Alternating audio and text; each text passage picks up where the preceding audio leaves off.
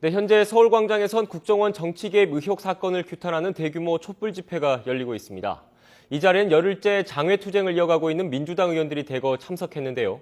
새누리당은 국회에 있어야 할 민주당이 장외로 나가 민생을 버리고 투쟁에만 매몰돼 있다고 비판했습니다. 취재기자 연결해 자세한 내용 알아보겠습니다. 김웅래 기자.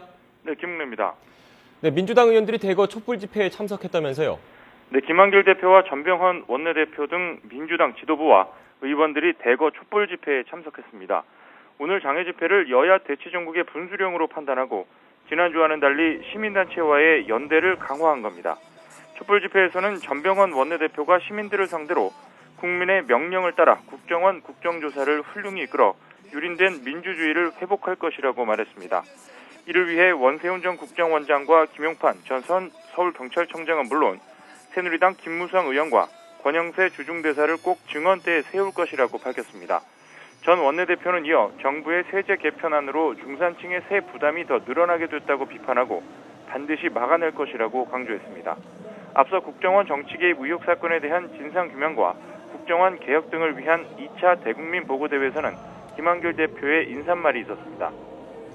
이 자리에서 김 대표는 국정원의 정치 개입이라는 국기문란 사건에 대한 엄정한 진상규명은 물론 관련자에 대한 엄중한 처벌을 촉구하고 국회 주도의 국정원 개혁, 또 사태가 이 지경까지 오게 된 데 대한 대통령의 사과를 거듭 요구했습니다.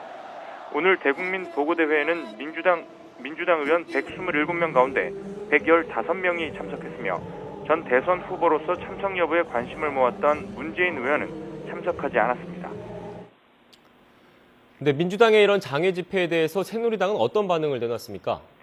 네, 새누리당은 민주당의 장외 투쟁에 대해 명분 없는 투쟁이라며 강하게 비판했습니다. 새누리당의 양보로 국정원 국정조사가 정상화됐는데도 민주당이 여전히 국회로 돌아오지 않고 있다는 겁니다.